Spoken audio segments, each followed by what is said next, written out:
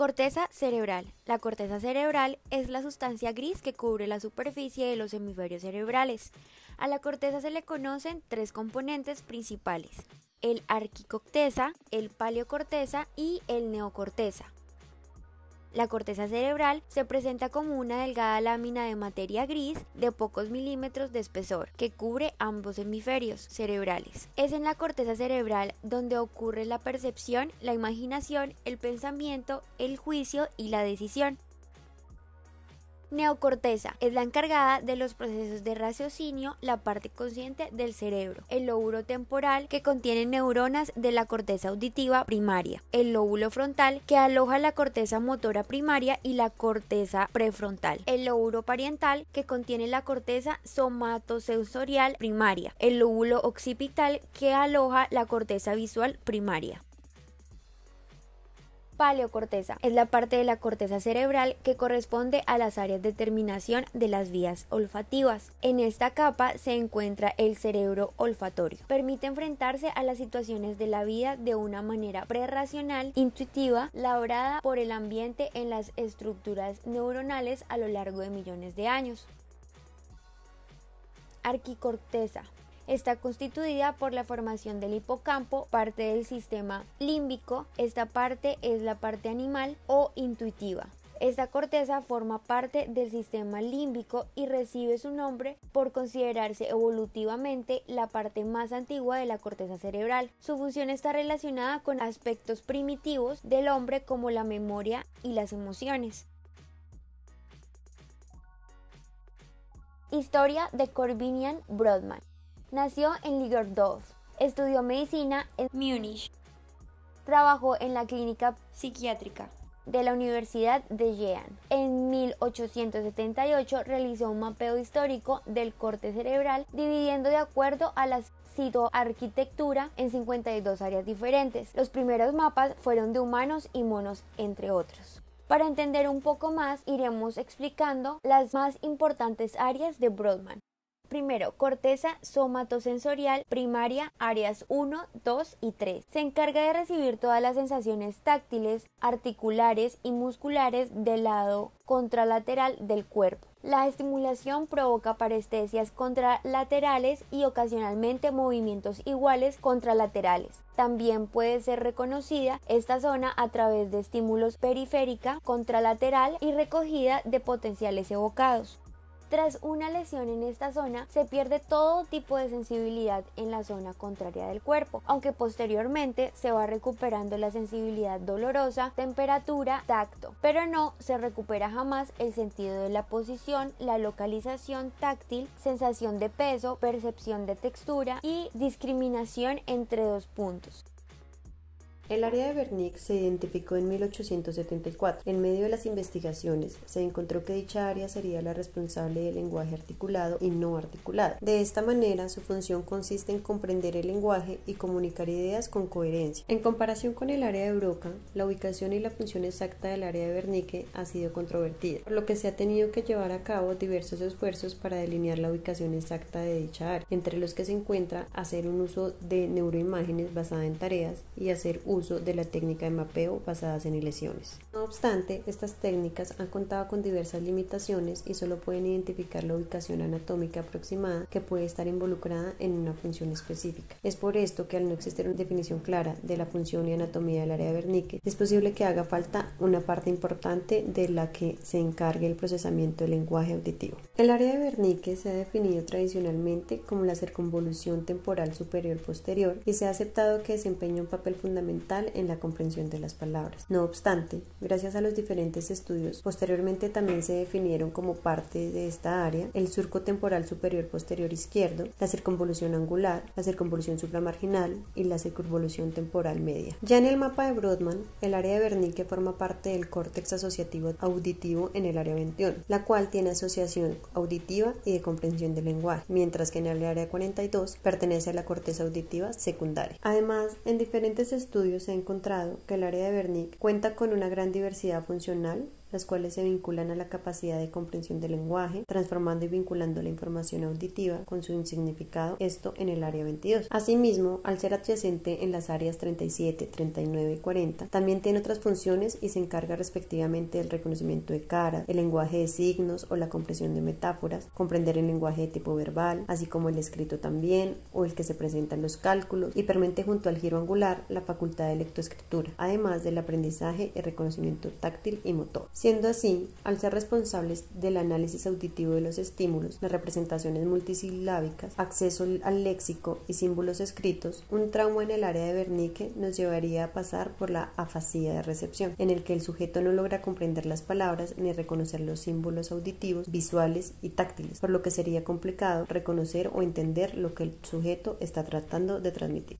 Ahora les hablaré de las funciones motoras que comprenden el área 4, 6 y 8. Estas áreas son las funciones motoras y se sitúan en el lóbulo frontal, junto a la corteza somatosensorial, aunque separada de aquella por el surco central. En el área 4 vamos a encontrar que es la corteza motora primaria, que es el que comprende el movimiento voluntario, como las piernas, los brazos y el torso. En la área número 6, la corteza motriz primaria, que es el movimiento de la lengua, el movimiento de los dedos, de las manos y los dedos de los pies. Y el área número 8, que es el área ocular, el cual tiene que ver con el movimiento de los ojos, los músculos de los ojos cuando parpadeamos. Hay varios músculos situados en esta parte allí que el área 8 es la que controla. Adicionalmente, recordemos que como son encargadas de maneras premotoras, son encargadas estas áreas de funcionar todo el área motriz de nuestro cuerpo humano. Una lesión puede ocasionar alteraciones relevantes de estas zonas. Si la zona contralateral asume sus funciones, aunque puede quedar torpeza en la realización de movimientos y alteraciones en la marcha, similares a un síndrome parkinsoniano, sobre todo si el lugar afectado es el dominante.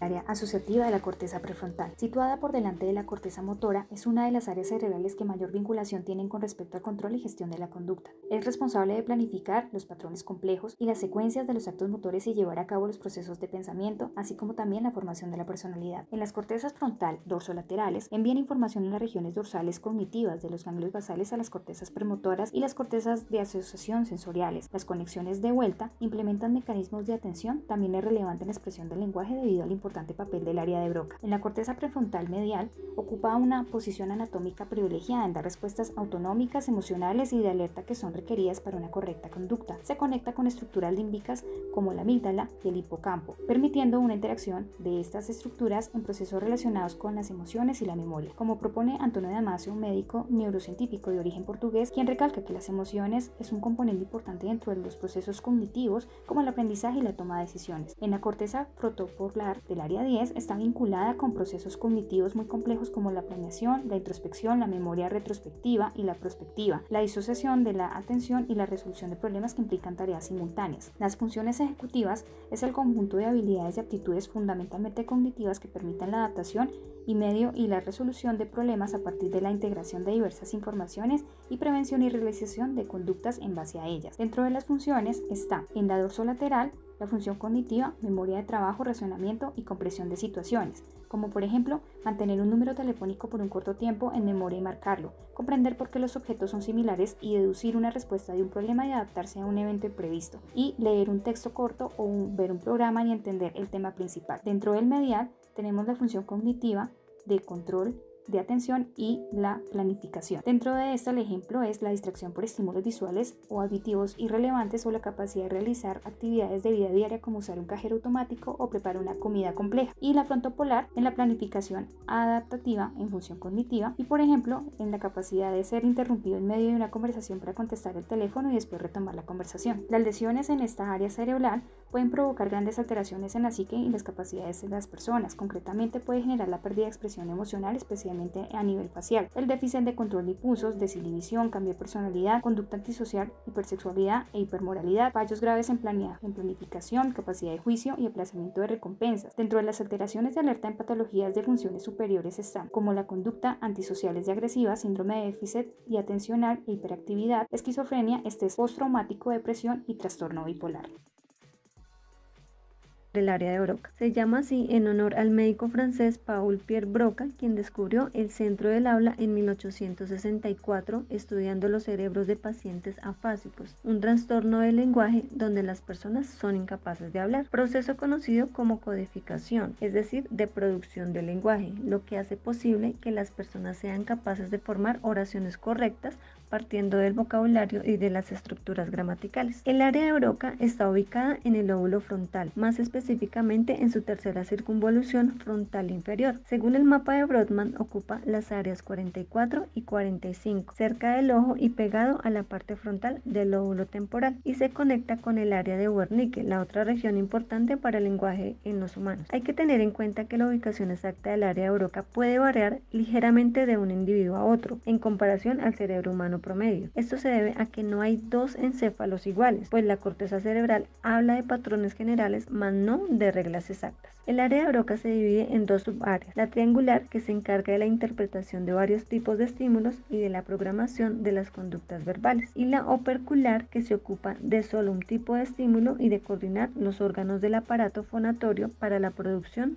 de las funciones del área de Broca. Una es la producción del lenguaje, es decir, crea el lenguaje hablado o escrito. 2. Regula los gestos vinculados al habla. Cuando hablamos solemos mover otras partes de nuestro cuerpo para que esa información complemente a la que estamos pronunciando en voz alta. Esto ocurre de manera espontánea y es gracias al trabajo de Broca. 3. Reconoce las estructuras gramaticales. El área de Broca reacciona cuando se lee o escucha una frase mal construida gramaticalmente. 4. Regula la pronunciación de fonemas, es decir, que reconoce cuando un tramo de la palabra no suena como debería. 5. Regulación del ritmo. Trabaja con los tiempos. De este modo permite que le demos a nuestra habla el ritmo adecuado. Pero ¿qué pasa cuando esta área se daña? Las lesiones de esta región pueden conducir a una condición llamada afasia de Broca, también conocida como afasia expresiva, motora o no fluida, que impide la producción o la creación de oraciones complejas desde el punto de vista gramatical. El habla no es productiva, contiene pocas palabras, muchas repeticiones y muletillas. Hay incapacidad para entender el significado de los refranes o de textos complejos y falta fluidez al intentar hablar o escribir.